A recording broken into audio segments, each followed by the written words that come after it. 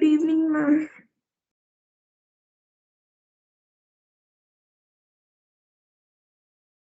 Good evening, ma'am.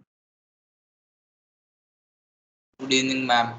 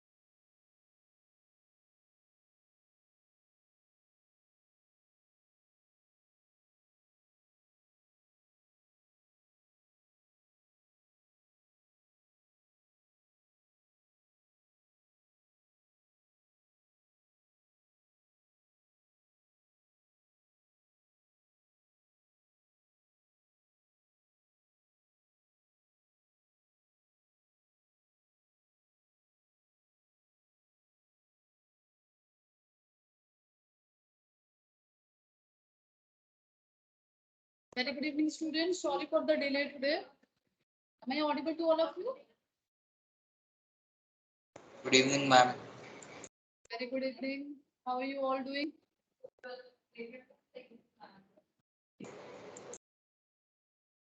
Audible and clear? Yes, ma'am. Okay, fine. Who is absent today? Karthik. And Karthik, sorry. Okay, Karthik left and Mehpreet also left. No? Okay. चलिए हम continue करते हैं. आज हम question paper discuss करेंगे because आज हमारा physics की क्लास है. आई टोल्ड यू कि जब फिजिक्स क्लास होगी then we are going to discuss the question paper. So आप सभी के पास में क्वेश्चन पेपर है अभी? किस किस के पास में नहीं है? आदित्य आपके पास नहीं है. ठीक है, आपके लिए let me check if I have. चलिए कोई नहीं, I will share the questions. Other online students, do you all having question paper along with you right now? No. Okay, fine, not an issue. I will be telling you the questions. So let's start discussing with the very first question, that is MCQ. Starting के आपके 5 question जो थे MCQ question थे. Okay, most of the students have done it correct. First question ज्यादातर students का correct है, but wrong किसका? Have you all received your answer sheets? Yes or no? No. Okay, fine. Just a second. Just wait. I will be sharing you personally right now so that you can cross check with your answers, like what you have written. And I guess you all remember that after this question paper discussion, we have to write and you have to do the whole test paper in your fair notebook. Okay. So अगर अभी आपको कहीं doubt आ रहा है तो आप लिख लीजिएगा आंसर्स को. जिसके आंसर आपको नहीं आ रहे हैं, आपने रॉन्ग किए हैं, उनके आप लिख लीजिएगा. Just a second. Let me forward the answer sheets. Akash.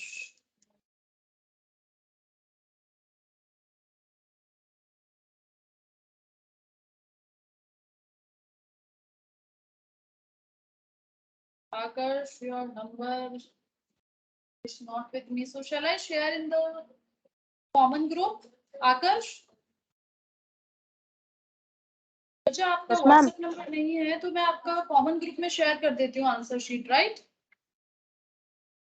Okay, ma'am. So that you can get to know आपने कहाँ मिस्टेक करी है while discussing the question paper. अक्षता. मैं आप मेरा पर्सनल नंबर ले लेना. अच्छा आप मेरे को पिंग कर दीजिए।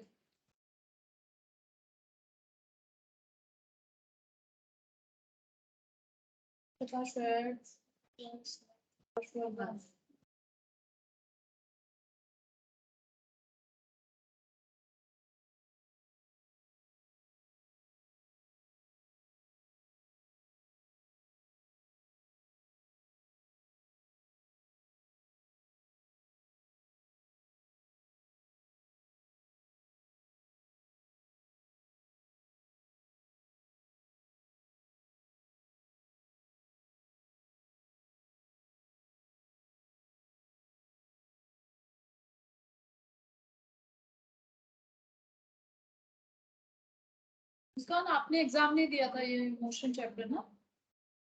Okay. Who has not received their answer sheets? Please tell me. Anjali.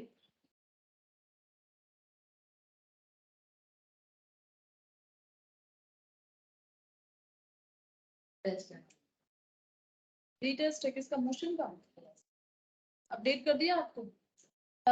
Saturday. Have you all received your answer sheets? कोई है जिसको आंसर शीट नहीं मिली है अभी तक अपनी? Who is left over? No one? Fine. So let's continue. Open your answer sheets along when we are discussing the answers. Do check that what you have written and what you should have to write. Yes. Ma'am आपने group में डाल दिया अभी? जी आकर्ष आपका मैंने group में डाला because बच्चा आपका नंबर सेव नहीं है मेरे पास में। Okay ma'am. आप पिंग कर दीजिएगा so that I can save your number two.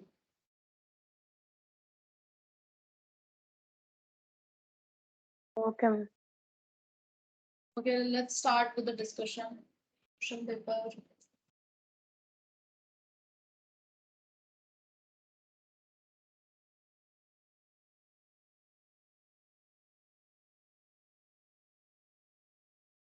I think question paper was not that hard. Hard नहीं था।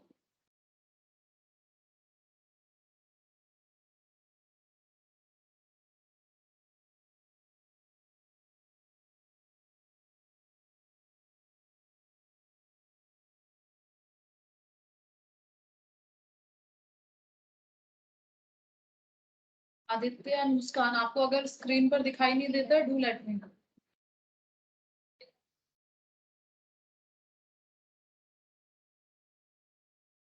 टेस्ट पेपर यस आप कर सकते हैं इसको नोट डाउन।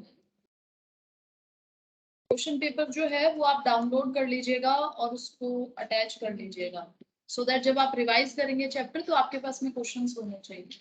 ठीक है chapter name is motion. So the very first question number 1 में बोला गया था I am not writing the complete question because आप सबके पास में क्वेश्चंस हैं right.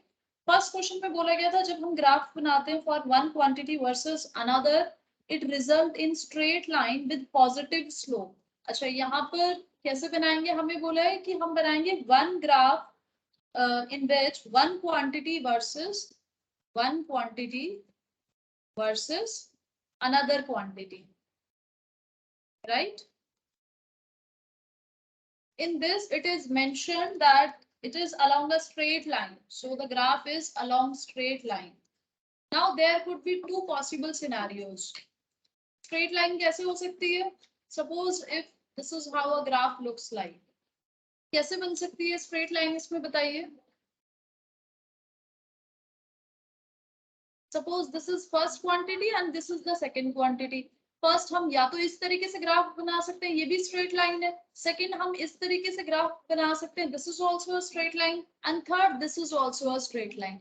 Now we should need to understand कि हमारा यहाँ पे इन तीनों में से कौन सी स्ट्रेट लाइन हमें ड्रॉ करनी है। उसके लिए आप कैसे समझेंगे?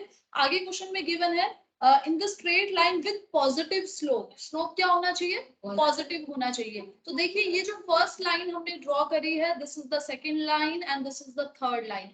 जब आपको बोला है स्लोप क्या होना चाहिए? पॉजिटिव। सो पॉजिटिव स्लोप का मतलब क्या होता है? पॉजिटिव स्लोप का मतलब क्या होता है? वैल्यूज क्या होंगी? इंक्रीज होंगी राइट। वैल्यू इंक्रीज होंगी तभी तो। अगर सपोज हमारे पास में 2 से 5 जा रही है how? Let's take an example of it. Slope कैसे फाइंड आउट करते हैं बताइए फटाफट। आकाश स्लोप कैसे फाइंड आउट करते हैं?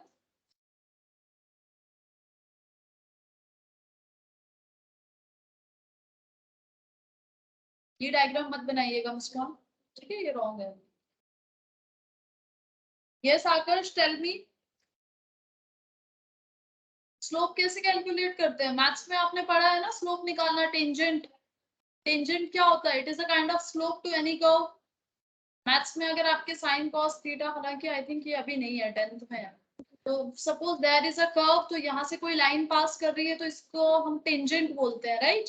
टेंजेंट की वैल्यू हम कैसे निकालते हैं? Slope, it is equivalent to slope. Slope कैसे निकालते हैं?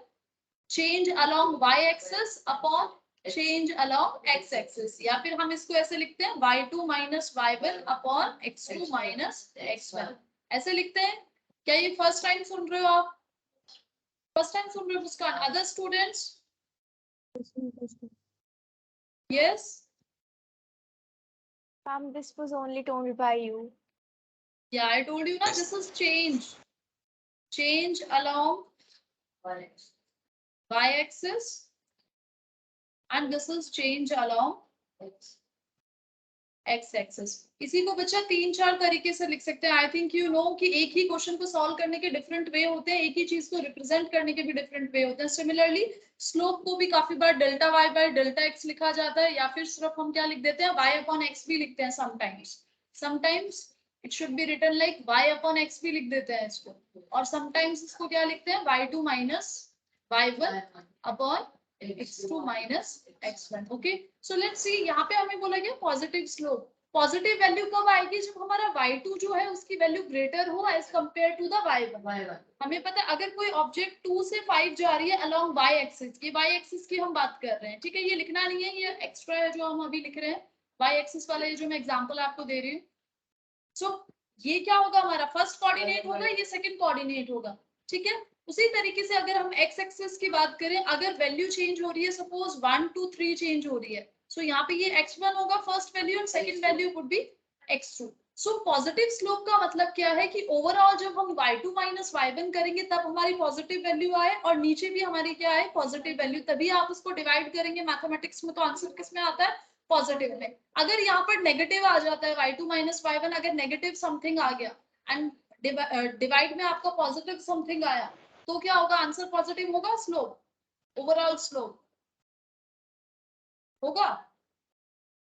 नहीं होगा ना, बिकॉज -1 अपॉन +2 क्या होगा, फाइनली आंसर तो -1/2 ही कहलाएगा, ठीक है। सो इसलिए हमारा पॉजिटिव स्लोप आने के लिए बहुत जरूरी है कि दोनों क्या हो, positive. So that is why यहाँ पर पॉजिटिव कब होगा, जब y2 ग्रेटर होगा। सिंपली हमें फॉर्मूले से समझ में आ रहा है, दैट मीन्स जब वैल्यू क्या हो रही होगी, इंक्रीज हो रही होगी, और इंक्रीज हो रही होगी दैट मीन्स एक क्वांटिटी नहीं दूसरे भी इंक्रीज होनी चाहिए, अदरवाइज क्या हो जाएगा, एक नेगेटिव आ जाएगा, हो सकता है डिनोमिनेटर नेगेटिव आ गया आपका।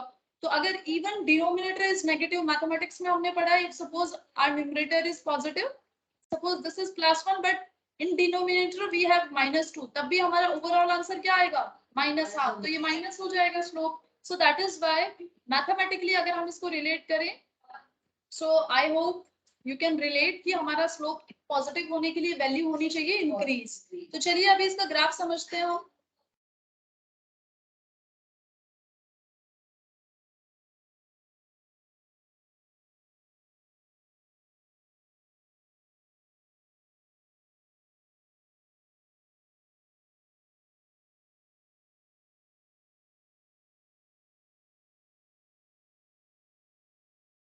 Although the answer was very easy, but आपको पता होना चाहिए कि क्यों हम यहाँ पे पॉजिटिव स्लोप बना रहे हैं, why we are choosing this answer। So यहाँ पर क्या होगा, सपोज ये क्वांटिटी 1 है हमारी and this is quantity 2 along this axis, right? तो पॉजिटिव का मतलब अगर ये 1 वैल्यू है, suppose we are just taking an example, 1 2 3 4 6 2 3 like this. अब ये क्वांटिटी हो सकती है, हमारा यहाँ पे डिस्टेंस भी हो सकता है, या फिर हमारी वेलोसिटी भी हो सकती है, कुछ भी ले सकते हैं। यहाँ पे सपोज हमारा टाइम एक्सेस हो गया, राइट, कुछ भी हो सकता है। सो यहाँ पर क्या होगा, अगर टाइम के साथ में सपोज 1 सेकेंड के साथ में हम डिस्प्लेसमेंट कवर अप कर रहे हैं, सपोज हम कितना कवर कर रहे हैं, 1 में 2 मिनट कर रहे हैं, सपोज 2 मीटर डिस्टेंस कवर कर रहे हैं। यहाँ पर चलिए 4 है, इसको थोड़ा और एक्सटेंड कर देते हैं। सो दैट मीन्स 1 सेकंड में आप कितना कवर अप कर रहे हैं, अच्छा, अभी अगर हम नेक्स्ट 1 सेकेंड में सिर्फ 1 करेंगे तो ये यहाँ पर आएगा डॉट 3 पर, राइट? अगर हम नेक्स्ट 3 तक अगर हम अगेन 3 मीटर करेंगे तो फिर कुछ यहाँ आ जाएगा. सो दैट मीन्स क्या ये स्ट्रेट लाइन बनेगी? ये नहीं बनने वाली है. सो दैट मीन्स जब भी हम स्ट्रेट लाइन की बात करेंगे, simply our answer would be a uniform motion होगा और स्लोप कैसा होगा? पॉजिटिव स्लोप होगा. So that is why that means in next 2 second if it is going to cover up again 2 metre, तब जाके हमारा जो स्लोप होगा वो कैसा बन पाएगा? Positive and straight line. So ये दोनों चीजें हमें ध्यान में रखनी है. सो कुछ इस तरीके से होगा. और ये किसके केस में होता है? पॉजिटिव स्लोप कब होता है? हमेशा. यूनिफॉर्म मोशन और non uniform motion. Harshvardhan. Uniform motion. Uniform motion. ठीक है. अच्छा, ऑप्शन जो आपको गिवन था उसमें देखिए, ऑप्शन गिवन था, फर्स्ट बोला है इक्वल होंगे दोनों. Right a graph with positive the quantities are equal. क्या इसका मतलब ये कि हमेशा इक्वल होंगे? जरूरी तो नहीं है. हो सकता है हम यहाँ पर लेबलिंग यहाँ पे 5 सेकंड करें, यहाँ 10 सेकंड करें, यहाँ 15 सेकंड करें और यहाँ पे metre suppose 40 metre, 50 metre, 60 metre, right? तो क्या यहाँ पे दोनों की वैल्यूज इक्वल होंगी? नहीं, ये कंप्लीट रॉन्ग हो जाएगा. सेकंड बोला गया बोथ कांस्टेंट. बोथ कांस्टेंट मतलब सेम. तो सेम नहीं रह सकते, हमेशा चेंज होता जाएगा. हम देख रहे हैं लाइन में ये पहले 1 था और दूसरी क्वांटिटी 2 थी, then at 2 second it is suppose 4. So that means constant भी नहीं रहता है. कांस्टेंट मतलब remaining same. Directly proportional to each other. Directly proportional का मतलब क्या होता है? हमने समझा है बहुत अच्छे से. क्या होता है? यस, बट इसका मतलब क्या होता है? When two things are directly proportional to each other, इसका मतलब क्या होता है इसका? ये कॉन्सेप्ट आपने समझा है? पहले स्कूल में पढ़ा होगा. ये directly proportional word first time सुन रहे हो या फिर पहले भी सुना है कभी? फर्स्ट टाइम सुना है? नहीं, हो सकता है सुना होगा बट ध्यान नहीं आ रहा होगा. चलिए, कौन बताएगा इसको? एक्सप्लेन कौन करेगा? Anjali.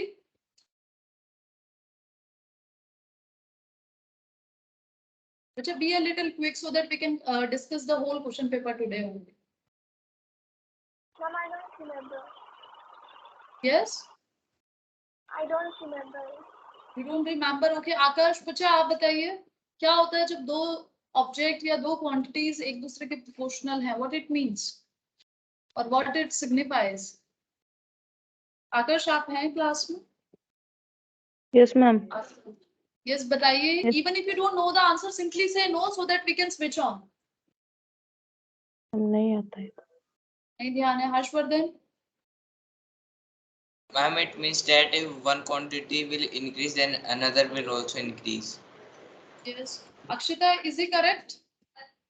Yes, ma'am. Yes. But with the बच्चा, same डायरेक्टली rate. प्रोपोर्शनल या डायरेक्टली प्रोपोर्शनल का मतलब क्या होता है? ये फिर से लिख लीजिए अगर जिसको ध्यान नहीं है. Those who are saying don't remember, this time don't forget it. Directly proportional का मतलब होता है, मतलब क्या होगा? If one quantity increases so other also increases. ठीक है. मतलब एक बढ़ रही है तो दूसरी भी बढ़ेगी. और साथ ही साथ अगर एक डिक्रीज हो रही है, if one quantity decreases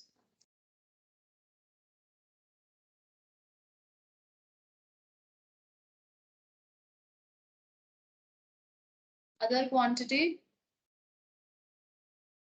also decreases.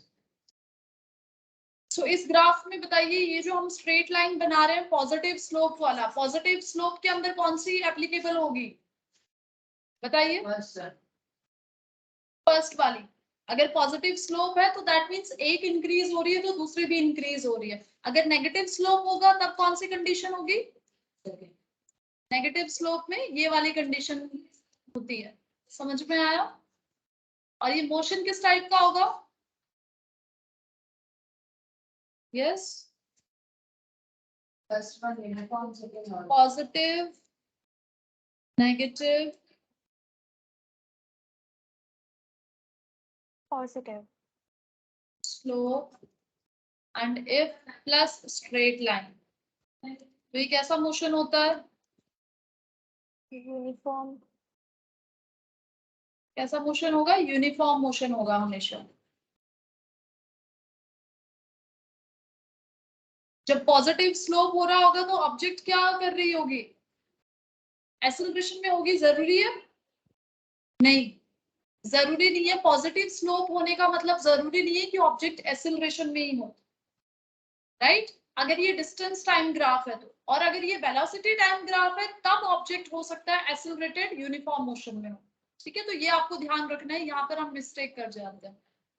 So this is the conclusion of this topic. I hope सबको समझ में आया है। सो आंसर यहाँ पे करेक्ट आंसर कौन सा होना था? C option was correct. Okay, directly proportional to each other, दोनों इंक्रीज करेंगे स्ट्रेट लाइन में। और अगर ये कुछ इस तरीके से होता तो इसका आंसर क्या हो जाता? Negative slope. ठीक है, और ये कौन सा केस हो जाता? रिटार्डेशन या फिर डीएसेलरेशन का केस हो जाता। आई होप ये आप सभी को समझ में आ गया। चलिए next move on, question number second. ये नोट कर लिया है जिसको नोट करना है? Okay, fine. Let's move on to question number second. excuse me, ma'am. Yes. Ma'am, could you please share the question paper on the group? Okay, just a second. On the class group, I am resharing.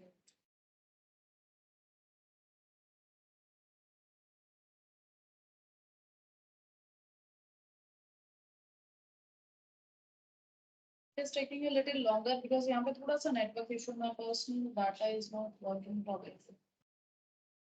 Okay, till then I am writing question number second. I am explaining. You just try to download it. चलिए question number second में समझते हैं। Given है which of the following graph represent a body at rest.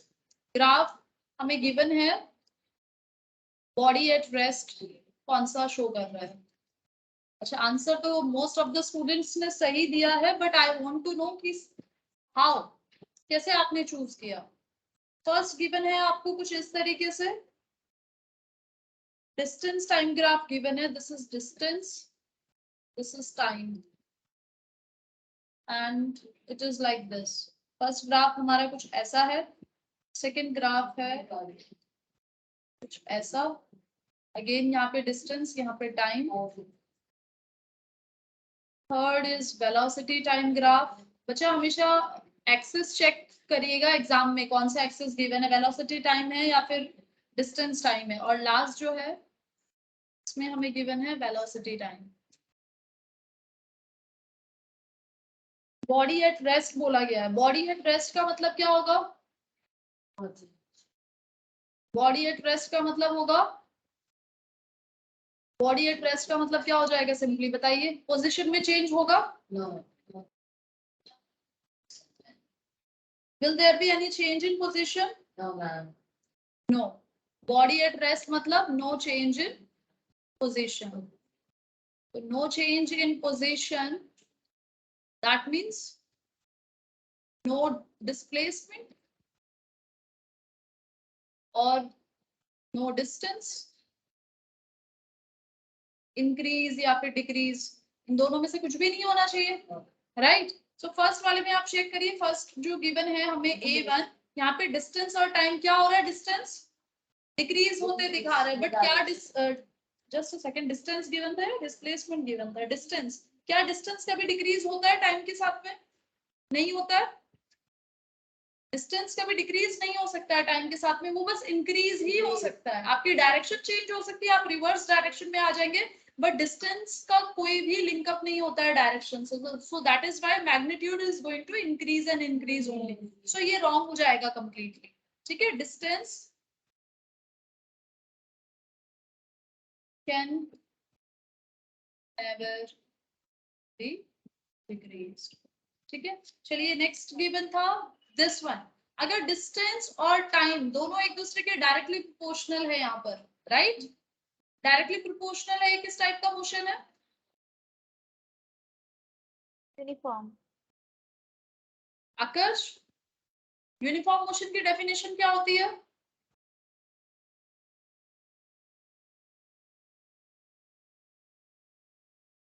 क्या होता है Yes, ma'am. Uniform motion? Yes, Ma'am, when a body is moving at a constant speed. Constant speed पे move करती है. ओके, उसका एनी अदर डेफिनेशन? दो definition होती है. Who remembers the second definition in terms of distance and time?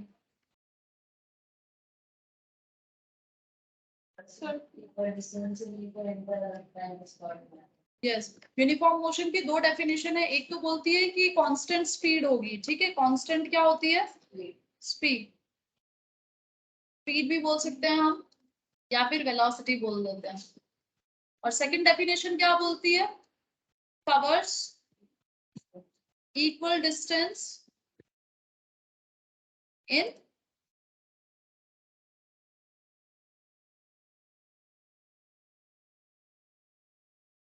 In equal time interval. Right. तो यहाँ पर देखिए ये क्या हो रहा है, दोनों इक्वल डिस्टेंस कवर अप हो रहा है, तो ये यूनिफॉर्म मोशन का केस है. तो यहाँ पे बॉडी एट रेस्ट है, नहीं है, ये भी रॉन्ग हो गया. ठीक है, इक्वल डिस्टेंस कवर अप कर रहा है यहाँ पे, तो अकॉर्डिंग टू यूनिफॉर्म मोशन. और यूनिफॉर्म मोशन का ग्राफ भी हम इसी तरीके से बनाते हैं फॉर डिस्टेंस एंड टाइम. चलिए नेक्स्ट क्या गिवन है? Velocity time. यहाँ पर हमें कुछ भी गिवन नहीं है. राइट. तो इसका मतलब क्या होगा? बॉडी एट रेस्ट है तो क्या कंडीशन हो सकती है कि वेलोसिटी क्या होगी उसकी? What would be the velocity? Simply 0 meter per second. So यहाँ पे 0 कहाँ होता है? यहाँ होता है. So यहाँ पे हमें कुछ भी गिवन नहीं है. So might be possible कि ये सही हो सकता है हमारा ऑप्शन. But थर्ड ऑप्शन और देख लेते हैं. Sorry, the last one, D option. D option में कौन सा केस है ये बताइए अंजलि, बताइए. D जो हमारे पास ग्राफ है उसमें ये क्या इंफॉर्मेशन दे रहा है ग्राफ हमें? Ma'am, that the body is not moving. Yes, Ma'am, that body is not moving. body is not moving. यहाँ पर क्या लिखा है? वेलोसिटी. body suppose moving. यहाँ वेलोसिटी 10 है, तो ये टाइम चेंज होते जा रहा है, 5, 10, 15, 20 होते जा रहा है, लेकिन वेलोसिटी कितनी रह रही है? 10, 10, 10. सो दैट मीन्स हर टाइम पर जो ऑब्जेक्ट है वो कांस्टेंट वेलोसिटी के साथ मूव कर रही है. दैट मीन्स मूव कर रही है. आप गाड़ी ड्राइव करते हैं तो गाड़ी पे आप 30 की स्पीड पे कंटिन्यू चल सकते हैं हाफ आवर तक. सपोज स्ट्रेट रोड है, पॉसिबल है? 10 मिनट्स के लिए क्यों नहीं चल सकते? क्यों नहीं चल सकते? Other students, is it possible? अगर आप एक बहुत अच्छे ड्राइवर हैं एंड आपकी Possible. कमांड अच्छी है एक्सीलरेटर पे, तो आप सेम कांस्टेंट स्पीड पर चल सकते हैं. आपने देखा होगा जब काफी बार जब कोई कांस्टेंट स्पीड पे चल रहा होता है, सपोज स्ट्रेट लाइन जो हाईवे होता है वहां पर जनरली लोग क्या करते हैं? They use to keep the accelerator at one speed और फिर उसको छोड़ देते हैं. तो वहां पर कांस्टेंट स्पीड हो सकती है ना, कांस्टेंट वेलोसिटी. आप कैसे मना कर रहे हो? ट्रैफिक होगा तब तो हमारी कांस्टेंट हो नहीं सकती है. क्यों नहीं हो सकती है? सो यहाँ पर देखिए, तो क्या उस टाइम पे हम रेस्ट में होते हैं अगर हमारी स्पीड सपोज 10, 10, 10 ही है या फिर 30, 30 है? तो नहीं होते ना. सो दैट मीन्स ये रॉन्ग है. यहाँ पे क्या है? वेलोसिटी क्या हो रही है? वेलोसिटी कांस्टेंट है. यहाँ पे कांस्टेंट है मतलब कुछ भी हो सकती है. अब ये कांस्टेंट वैल्यू हमने यहाँ पर सपोज मान लिया 10 है, हो सकता है 15 हो, 20 हो, 50 हो, 15 हो, एनीथिंग इट कुड बी. सो इसलिए हमारा ये वाला भी रॉन्ग हो जाएगा. Correct option is this one. समझ में आया? अच्छा, अगर इसी को हमें डिस्टेंस और टाइम के टर्म्स में समझना होता बॉडी एट रेस्ट के लिए, तो कैसे बनता बताइए?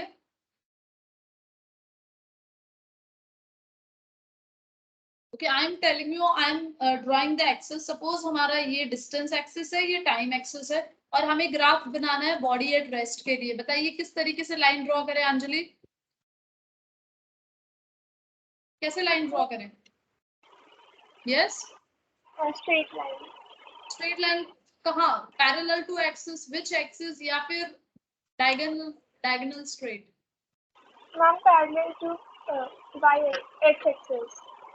या पैरेलल टू टाइम एक्सिस. देखिए यहाँ पर कैसे कांस्टेंट है? सपोज यहाँ पर 5 है, ठीक है, डिस्टेंस 5 है मतलब 5 मीटर है। अब यहाँ पर 5 सेकंड हो गए, 10 सेकंड हो गए, 15 सेकंड हो गए, और एवरी टाइम आप मुझसे पूछ रहे हो आपने कितना डिस्टेंस कवर किया, आप कहाँ पर हो, तो आप बोल रहे हो कि मैं 5 किलोमीटर दूर हूँ घर से। एवरी टाइम आधे घंटे बाद में भी आप बोल रहे हो मैं 5 किलोमीटर दूर हूँ घर से। सो दैट मीन्स आप मूव नहीं कर रहे हो। अगर मूव करोगे तो एटलीस्ट 5.1 तक जाओगे, अगर 100 मीटर भी आप कवर अप करते हो। So this would be the answer. तो ये हमेशा जो कंफ्यूजन होता है वो यहाँ होता है कि हम बॉडी एट रेस्ट के लिए हमें मैटर ये करता है कि वो डिस्टेंस टाइम ग्राफ होगा तो उसके लिए कुछ इस तरीके से बनेगा, ठीक है। लेकिन जब वेलोसिटी टाइम ग्राफ दे देंगे तब ये इस तरीके से स्ट्रेट लाइन नहीं आएगी, बिकॉज फिर वो यूनिफॉर्म एक्सेलरेशन के लिए हो जाएगा। समझ में आया? चलिए next question, question number 3। Question number 3 was very easy. Yes If it would have been velocity time graphs and we have to show that body is as rest, so can we draw a line parallel to y-axis?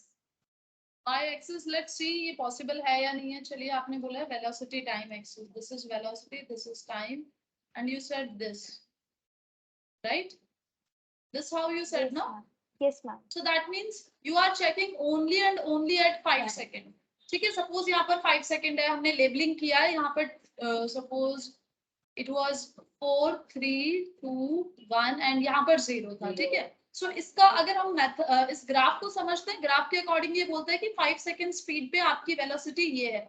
But यहाँ पर अगर हम check करें 5 second पे ये जो coordinate है इस लाइन पे, एट एवरी इंस्टेंट जो v की वैल्यू है, y एक्सिस जो है वो चेंज होते नजर आ रहा है, राइट? सो क्या ये पॉसिबल है कि आप 5 सेकेंड एग्जैक्ट 5:04 पे आप 10 की भी स्पीड है आपकी, 20 भी है, 30 भी है, 40 भी है, is it possible? No, ma'am. सो ये ग्राफ ही रॉन्ग है। आई होप अभी समझ में आया आपको। Yes, Yes, ma'am. ma'am.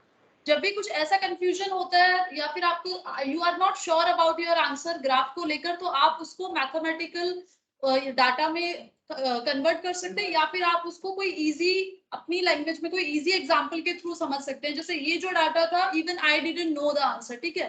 तो आपने जो बोला हम उस इंफॉर्मेशन को अप्लाई करेंगे एंड रिलेट करेंगे जो कॉन्सेप्ट हमने समझा है। कॉन्सेप्ट के अकॉर्डिंग ऐसा पॉसिबल है नहीं, हाइपोथेटिकल सिचुएशन है ये। सेम टाइम पीरियड पर मल्टीपल स्पीड्स नहीं हो सकती। सेम टाइम पीरियड पे अंजलि क्लास में, स्कूल में, घर पे, प्लेग्राउंड में नहीं हो सकती, right? So it is a hypothetical situation kind of. चलिए moving on to next question, question number 3। Anyone having doubt in this question? No? No. Yes? Doubt? Question number 3, area under VT graph. क्या होता है area under VT graph? कौन सी physical quantity होती है, बताइए फटाफट। Displacement.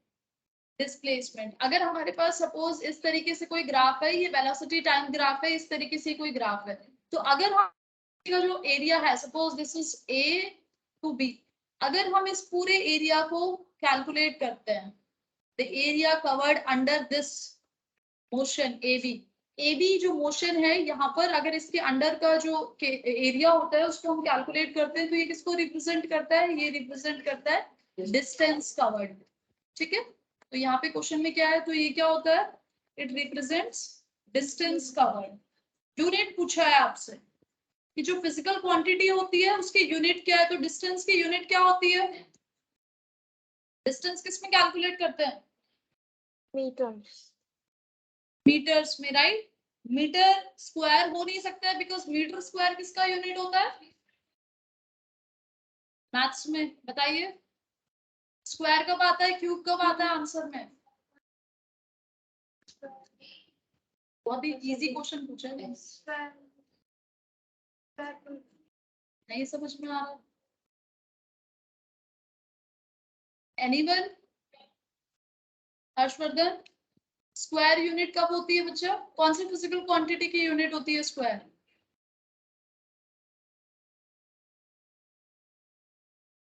अच्छा एग्जांपल देते हैं। स्क्वायर कब आया होगा? जब सेम यूनिट को दो बार क्या किया होगा? मल्टीप्लाई किया होगा, है ना? दो बार मल्टीप्लाई किया गया होगा सेम क्वांटिटी। तो दैट मीन्स अगर 1 मीटर है तो दूसरा भी क्या होगा, वैल्यू मीटर में रहा होगा। अभी कौन सा किसका पॉसिबल है बताइए, कौन से किस सिनारियो में हम ऐसे करते हैं, मल्टीप्लाई करते हैं दो क्वांटिटीज को। अगर आपको ये फिगर गिवन है, एक क्या होगा यहाँ लेंथ, एक होगा ब्रेथ, तो लेंथ इंटू ब्रेथ हम कब करते हैं, किसमें करते हैं, रेक्टेंगल। एरिया कैलकुलेट करने में करते हैं ना। तो एरिया की जो मेजरिंग यूनिट होती है वो स्क्वायर होती है, और जो हम वॉल्यूम कैलकुलेट करते हैं, वॉल्यूम में हमारा क्या आता है, क्यूबिक आता है। ठीक है, तो ये याद रखिएगा। जैसे वेलोसिटी का क्या होता है मेजरिंग यूनिट, क्या होता है, मीटर पर सेकेंड। मुझे इतना सोच रहे हो जैसे तो कुछ न्यू चीज पूछ ली आज फर्स्ट टाइम, कितनी बार डिस्कस कर चुके हैं हम इस टॉपिक को। ठीक है, सो यहाँ पे हमारा आंसर क्या होना था, metre. Most of the students ने सही किया है, बट एक बच्चे ने गलत भी किया है, मीटर स्क्वायर किसने किया है, चेक करिए आप अपना आंसर। चलिए next question number 4। Yes, fourth question में मोस्ट ऑफ द स्टूडेंट्स ने मिस्टेक किया है। किसी ने डिस्प्लेसमेंट चूज किया है, किसी ने मोमेंटम, किसी ने हाइट। आई थिंक किसी एक बच्चे ने सही भी आंसर चूज किया है। हु इज दैट, किसका आंसर सही आया है फोर्थ? मैम मेरा सही है। अच्छा, आप एक्सप्लेन करोगे हर्षवर्धन, या फिर आपने जस्ट गैस किया है आंसर? मैम गैस किया था। बस गैस किया था। चलिए इसको समझते हैं, कॉन्सेप्ट के थ्रू समझते हैं। जब भी आप कंफ्यूज होते हो, नॉर्मल डेली लाइफ एग्जांपल से उसको रिलेट करो सिचुएशन को। चलिए फोर्थ क्वेश्चन में बोला गया था all object in free fall at a given place have the same क्या। अच्छा, किसी गिवन प्लेस पर, एट प्लेस, क्या यहाँ पे गिवन सेम प्लेस बोला है, मतलब क्या बोला है, एट गिवन प्लेस मतलब दी हुई जगह। अब दी हुई जगह एक बच्चे के लिए घर हो सकती है जो घर से क्लासेस अटेंड कर रहा है, और एक बच्चा जो कि आ सकता है कोचिंग में, उसके लिए यहाँ पर अवेलेबल है। ठीक है, ये नहीं बोला गया है कि गिवन प्लेस जो है दोनों की सेम जगह से होनी चाहिए, सारे बच्चे ऑनलाइन होंगे या सारे बच्चे ऑफलाइन होंगे, ऐसे कंडीशन नहीं गिवन है हमें, राइट। सो यहाँ पर भी क्वेश्चन में देखिए, it is given at given place under free fall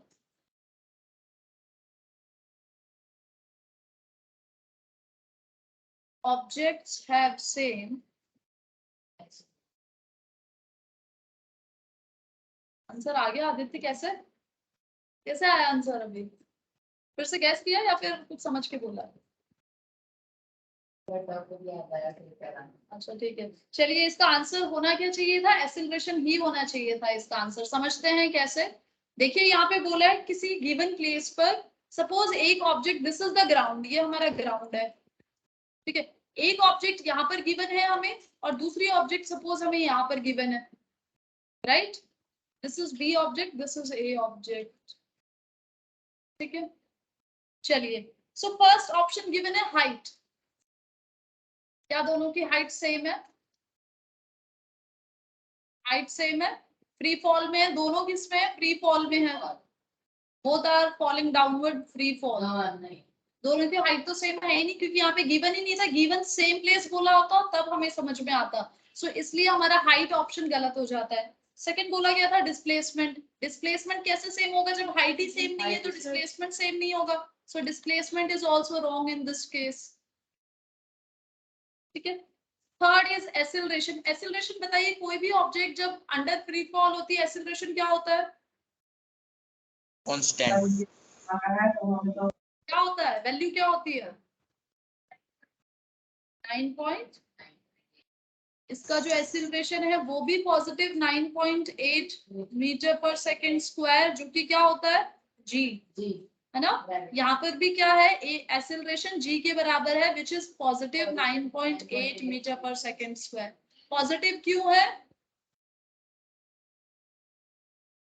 Because the gravitational force is also being applied towards the ground. No, And that is not the answer.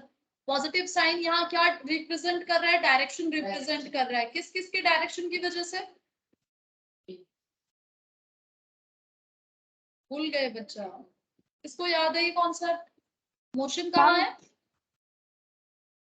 downwards. Downward. Gravity कहाँ apply हो रही है? Down. Overall downwards है, सो gravity क्या हो जाएगी? Positive हो जाएगी। अभी अगर ये ऑब्जेक्ट ऊपर थ्रो कर रहे होते और एक ऑब्जेक्ट नीचे थ्रो कर रहे होते तो क्या इनका एक्सेलरेशन सेम होता? नहीं होता। क्यों? क्योंकि एक ऑब्जेक्ट जो ऊपर जा रही है उसका मोशन ऊपर है, ग्रेविटी नीचे की डायरेक्शन में है, तो -g अप्लाई हो रहा होता। और दूसरा जो ऑब्जेक्ट नीचे आ रही है उसका मोशन भी नीचे है, ग्रेविटी भी नीचे हमेशा पुल करती है, तो वो पॉजिटिव g हो जाता। तो उस सिनेरियो में हमारा आंसर रॉन्ग हो जाता। यहाँ पर हमारा जो आंसर है वो acceleration which is positive g in this case. This is right. ठीक है, आई होप ये आपको समझ में आया क्यों आंसर हमारा सही है। अच्छा चलिए, फोर्थ क्वेश्चन बोला गया है हमें मोमेंटम। मोमेंटम भी हम सोच रहे थे कि हो सकता है, राइट? मोमेंटम का फॉर्मूला क्या होता है? P equals to mv। ठीक है, यहाँ पर बताइए कौन सा वेरिएबल चेंज हो सकता है?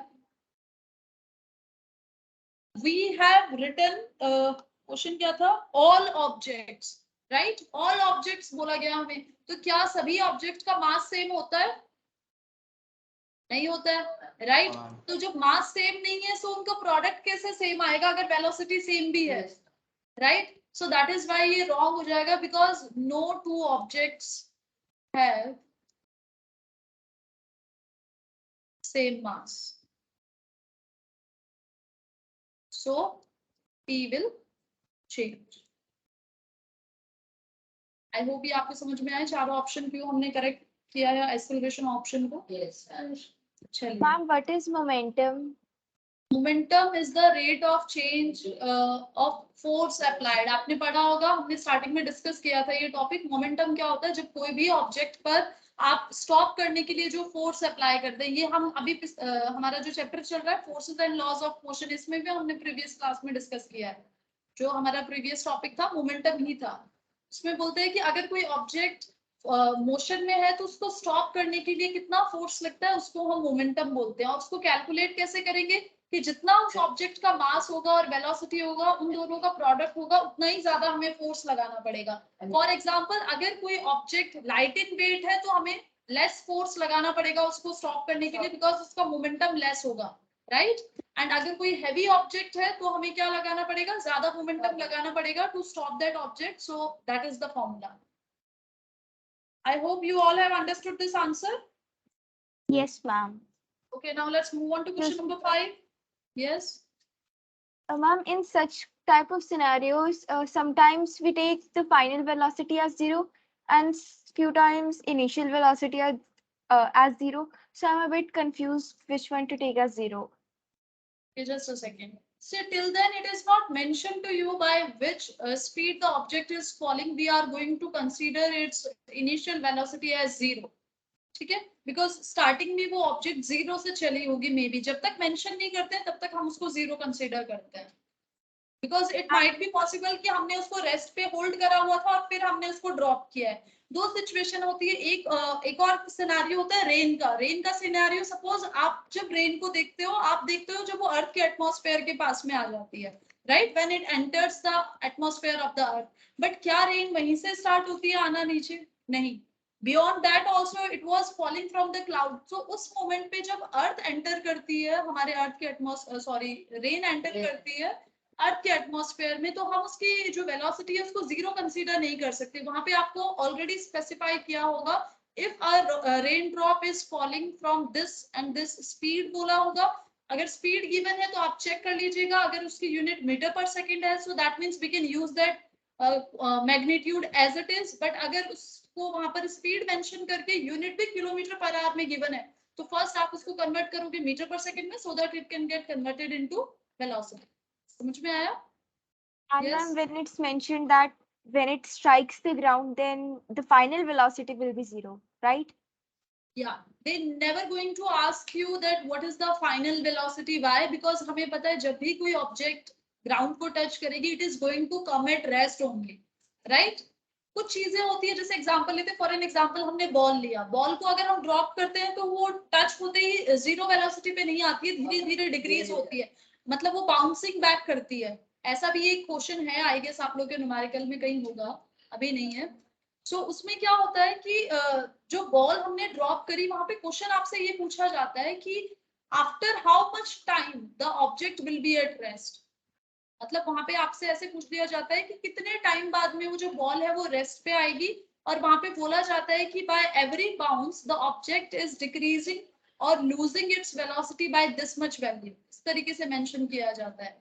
बट उसकी जगह पे अगर हम कोई और ऑब्जेक्ट ड्रॉप करते हैं which is not bouncy like stone या फिर कोई अदर ऑब्जेक्ट आयरन नेल और any other solid object, so that is also have a bounce but negligible होता है, बाउंस हमें दिखाई नहीं देता है। जब इतनी ऊपर से कोई चीज गिरती है तो हल्का सा बाउंस आता है उसमें, लेकिन हम उसको नेग्लिजिबल कंसीडर करते हैं in all the other cases. But ball के केस में बिकॉज वो क्लियरली विजिबल हो जाता है, इसलिए उसका जब भी आपको न्यूमेरिकल आता है तो मेंशन किया होता है कि उसकी वेलोसिटी कैसे डिक्रीज हो रही है, कितने टाइम बाद में वो 0 पे आएगा। ठीक है, एंड दिस इज करेक्ट कि लास्टली जो फाइनल वेलोसिटी है वो 0 होगी। बच्चा 5 मिनट बचे हैं, आंसर शीट्स ले जाइए, आप चेक करिए आंसर्स, हम डिस्कस करेंगे आज क्लास में। ओके, सो क्वेश्चन जो पुटअप होता है यहाँ पर, क्वेश्चन इस तरीके से पुटअप होगा, what would be its maximum velocity just before hitting the ground, और वहां पर आपको इनिशियल वेलोसिटी गिवन होगी। ठीक है, तो क्योंकि हमें ये पता है कि जब वो हिट करेगी ग्राउंड को its velocity is going to be 0, so they will be asking you just before hitting the ground. So just before hitting the ground का मतलब होता है हम जो गिवन हाइट है उसको कंप्लीट हाइट मानते हैं। जो भी हाइट है, सपोज हमारी ऑब्जेक्ट, इसको एग्जांपल ऐसे समझ लेते हैं हम, suppose there is an object falling from say 10 meter height, this is an object and this is the ground and this height is say 10 meter।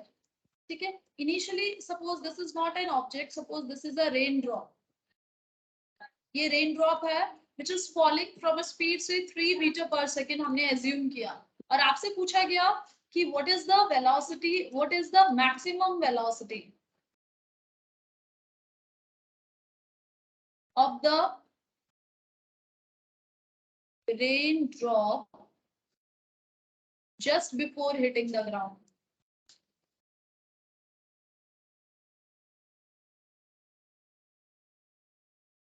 तो just before hitting the ground पूछा गया है, कौन सी इक्वेशन ऑफ मोशन आप यहाँ पर use कर सकते हैं बताइए। यहाँ पर बताइए u क्या होगा और v क्या होगा, क्या कैलकुलेट करना है, u कैलकुलेट करना है या v? v हमें कैलकुलेट करना है। u कितना ही होगा, 3 मीटर पर सेकेंड होगा। हाइट हमें गिवन है already, how much, 10 metre. Acceleration given है, एक्सीलरेशन क्या होगा, जब भी 10। ऑब्जेक्ट वर्टिकल मोशन करती है एक्सीलरेशन कभी गिवन नहीं होता है ज्यादातर केसेस में, क्वेश्चन को डिफिकल्ट बनाने के लिए, बिकॉज बच्चा सोचेगा एक्सीलरेशन तो गिवन ही नहीं है, बट हमें पता है एवरी टाइम जब भी ऑब्जेक्ट फॉल हो रही है हमेशा हमें एक्सीलरेशन क्या लेना है, एक्सीलरेशन ड्यू टू ग्रेविटी, और वो भी यहाँ पे पॉजिटिव डायरेक्शन होगा, क्यों, बिकॉज नीचे ही फॉल हो रही है और ग्रेविटी भी नीचे पुल कर रही है, तो यहाँ पे वैल्यू क्या हो जाएगी, plus 9.8 meter per second square। So that means now you will use a equation जहाँ पे हमारा v आ रहा हो, u, h and a, that is g। कौन सी इक्वेशन यूज कर सकते हैं हम,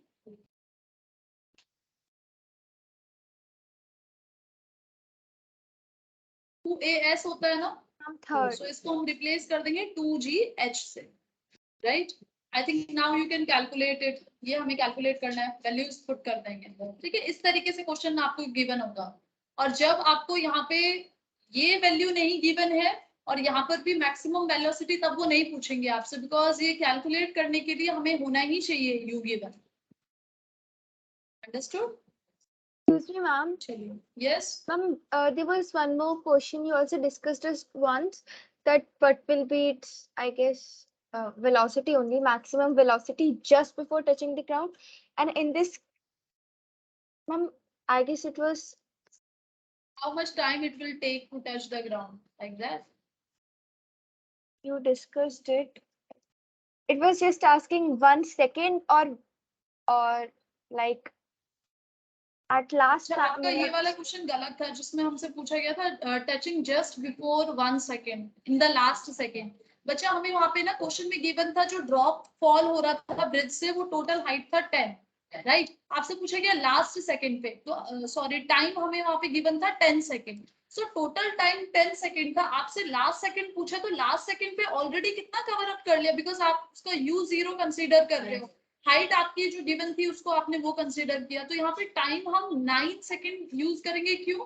बिकॉज 9 सेकेंड इलैप्स हो चुके हैं ऑलरेडी उस ऑब्जेक्ट को मोशन करते हुए। सो वो definitely it is going to impact the velocity. हमें पता है जैसे जैसे ऑब्जेक्ट टच करने वाली होती है ग्राउंड को, उसकी वेलोसिटी क्या हो जाती है? मैक्सिमम हो जाती है। ऑब्जेक्ट जितना ऊपर होती है उतनी वेलोसिटी उसकी लेस होती है। क्यों? क्या रीजन है? Anyone nose? क्या रीजन है कि ऑब्जेक्ट जब एटमॉस्फेयर में होती है उसकी जो वेलोसिटी होती है वो लेस होती है as compare to the velocity just before hitting the ground, और when it approaches the ground its velocity keeps on increasing. What's the reason behind that? Gravitational force. That's not the answer. The answer is air resistance. वहां पर Could ज्यादा you repeat the resistance। question again? I asked you that why the velocity of an object keeps on increasing as it approaches the ground. तो यहाँ पे दोनों ही चीजें आ जाती है, जैसे जैसे वो अर्थ के पास में आ रही होगी ग्रेविटेशनल पुल इंक्रीज हो रहा होगा definitely, but along with that जब वो ऊपर होती है वहां पर एयर रेजिस्टेंस भी ज्यादा होता है, ड्रैग फोर्स ज्यादा होता है जो उसको रोकने की कोशिश करता है, सो इसलिए उसकी वेलोसिटी कम हो जाती है। I hope you have understood. ये दोनों हमें कंसीडर करने होते हैं। अच्छा बच्चे आज टाइम हो गया, नेक्स्ट क्लास में हम डिस्कस करेंगे question number 5, right? Okay, so make sure that you are attempting these 5 questions in your notebook, and along with that जो chapter हम cover up कर रहे हैं already, forces, laws and motion, उसमें जो मैंने आपको homework किया था, those students who have not completed, you are getting one more day, आप उसको complete कर लीजिएगा और doubt पूछिएगा। See, if you are completing your homework on time, so we would be having some extra time to discuss some various, or we can say different type of problems other than which we are having in books also. जैसे कि ये वाला जो question था अभी तक हमने देखा नहीं है, आई थिंक जो अभी मैंने ये वाला क्वेश्चन आपको बोला था just before touching the ground, ये एक्स्ट्रा क्वेश्चन है। Okay, so this is all for today. Thank you students, have a nice day. Homework is just write all these 5 questions in your notebooks. Okay, you can leave if you have completed writing all these. Thank you, ma'am. Welcome. Have a good day students.